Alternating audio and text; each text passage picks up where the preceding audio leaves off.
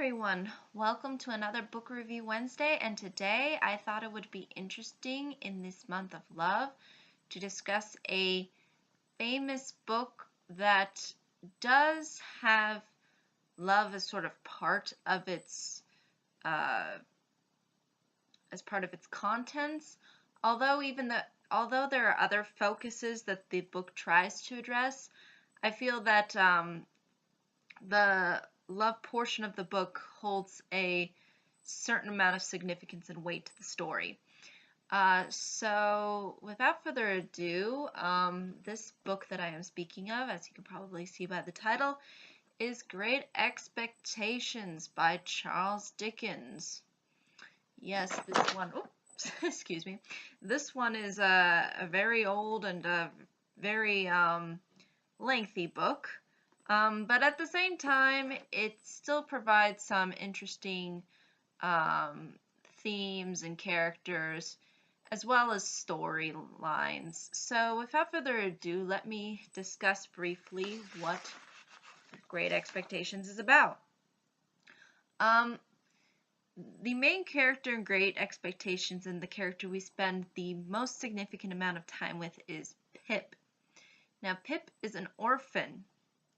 His parents and other siblings, except his sister, passed away, and so he's taken care of by his older sister and her husband, Joe, who's a blacksmith. That's sort of how the introduction sort of opens up for this story. It provides you that kind of context. As the story progresses, you see that Pip eventually goes to Miss Havisham's place, where he ultimately ends up falling in love with this woman named Estella, who Havisham adopts for herself.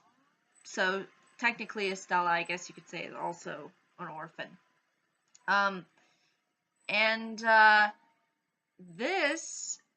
These events that end up taking place of Pip going to Miss Havisham's place end up leading him to a lawyer named Mr. Jagger, who tells Pip to leave for London so that ultimately Pip can become a gentleman and increase sort of his social status, so to speak. Also there is this very complicated portion of the book that revolves around convicts and criminals, which is, I think, a fairly recurring theme in Dickens's work. He just loves all the bad guys. Yeah, convicts play sort of a significant role within the plot, but I don't want to say how they're incorporated, because that would be giving a lot of the story away, and I don't really want to do that. The interesting thing about this story is basically sort of like how I explained it to you, is that it has a lot of layers to it. There's a lot of different things that ultimately end up taking place. Like, one thing leads to another thing, which leads to another thing, which ultimately leads to this thing happening. So there's not really so much an emphasis, I think, on keeping a straightforward narrative, but rather focusing on certain bits. And the love that Pip has for Estella is part of that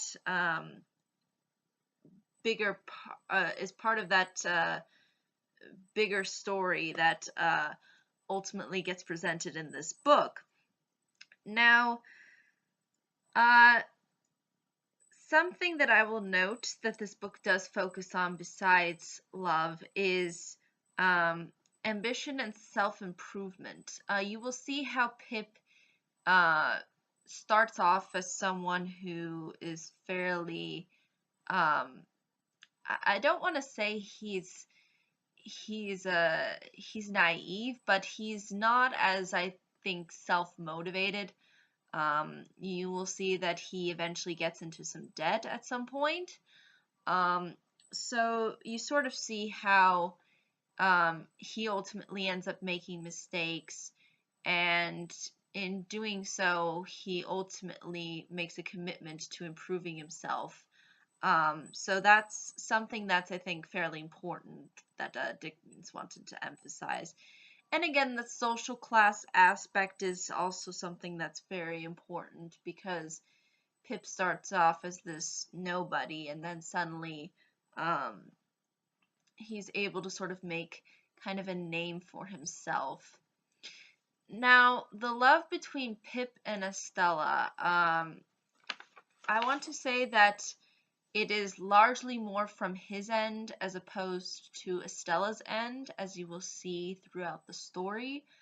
Um, but ultimately, you'll see how uh, some things that we don't end up pursuing in life, such as love, ultimately end up kind of backfiring.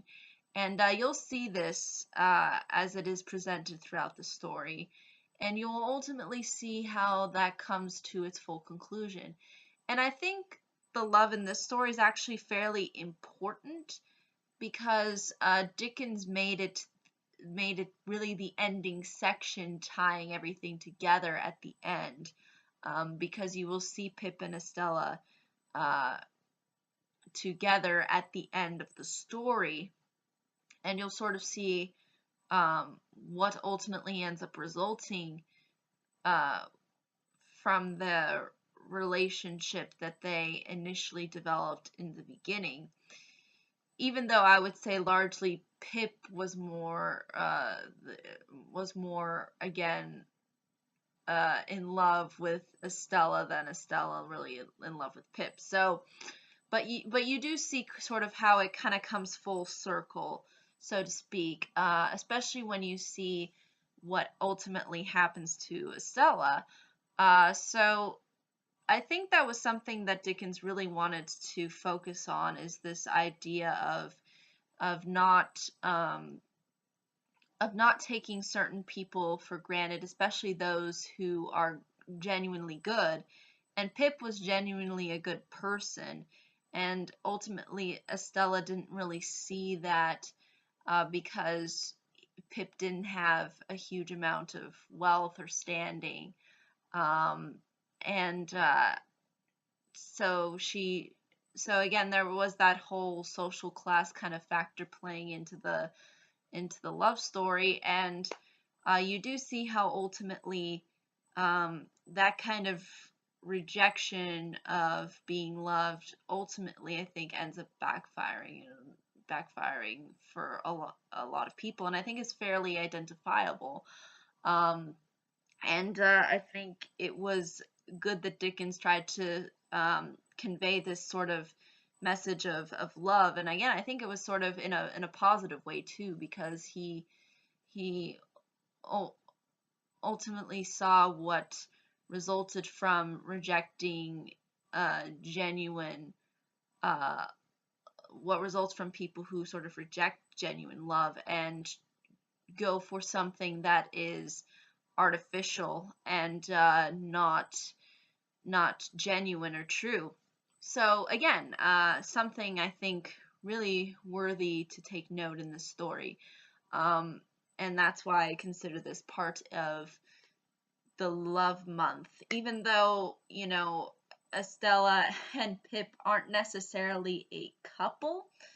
They the message of love, I think, is something that Dickens really did want to emphasize, and it is part of really the ending of the story. So yeah, I think it just brings everything kind of full circle.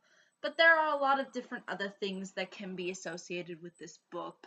Um, I just thought I would point out the love aspect of the story, because since we're in Love Month, I think that's something that I should uh, emphasize, since I'm making uh, all the videos in January, or excuse me, February, around the concept of love. So yeah, I think that overall, the story works really well. I thought Pip was a likable character, even though he's got his issues.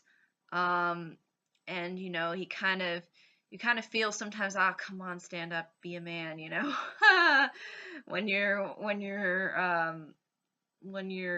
reading the story. But you feel like he does improve, and he does try to get out of the circumstances that he ultimately ends up putting himself in, um, even though he might receive some help along the way. Joe is also a very likable character, the husband of Pip's sister, and yeah, you'll sort of see how his impact to the story is fairly significant, and how his care and sort of love too for Pip really was ultimately what got Pip to uh, sort of change his attitude, I guess you could say. So those are really the characters that ultimately end up getting focused on that I've mentioned in this video. Again, there are other characters that do play sort of a role. It's just they're incorporated into the plot in different ways. And again, I don't want to give the whole the whole story behind the convicts away, because I think that also plays a major role in the story and sort of ties things together in an interesting way. So again, I don't want to really spoil that for anybody. But there's also this other likable woman throughout the story named Biddy, and you'll see how she kind of plays a role in Pip and Joe's life throughout the story. Uh, and Miss Havisham is just kind of a little bit of just the crazy old woman. She's kind of she's just kind of out there, I guess you could say. But I would say that her significance in the story, although it's there, and she's considered probably one of the more focused characters, she's really all not. You don't really feel there's like a whole lot um, of focus on her, as so much as she's kind of just there, and then you see her character, and you see maybe a couple of scenes where she's talking, but really the focus is really on what the book was intended to focus on, and that's Pip. So Pip is the one we get to see, um, is the one we see, uh, is the one that we ultimately get to spend the most time with, and the one that we um, ultimately the perspective that we end up seeing or inserting ourselves into the story, because Pip is telling the story. So this is told from Pip's point of view. But I think that's really ultimately all I can say about Great Expectations. It's an interesting story. There's a lot of different layers to it. There's a lot of different um, elements to it that make it unique. And I think Dickens did a really good job of blending all of them together really well. But I think that's really ultimately all I can say about the story. As to whether or not I would recommend it, again, it kind of just depends on what kind of a reader you are. If you enjoy Dickens's work, I am sure that you'll enjoy this one. It seems to have these certain it seems to have the themes that Dickens likes to use, and he incorporates it into a very layered story. And I liked how the story had like multiple layers to it. Um, so yeah, it just depends on if you don't mind reading again to the old English, because this is old English too. So yeah, it's an interesting story. It's maybe worth one read, but I mean, I wouldn't say I would be reading this book over and over again. Usually I even don't really read books over and over again, so it just kind of just depends on if you're open to uh, what Dickens has to offer as a storyteller. and if you like his work. And again, in case some people are unfamiliar with Dickens's work, his work besides Great Expectations includes A Christmas Carol, Tale of Two Cities, Oliver Twist. You know, those stories were all written by Dickens. So if you are open to his writing, then definitely worthy of checking out. But yeah, I think that's really ultimately all I can say about this book. But again, if there are any questions, comments, concerns, be more than happy to answer them. Thank you so much for watching. I hope you all have a pleasant day, week, month, and year. And I hope to see you all in the next video. Take care. Bye-bye.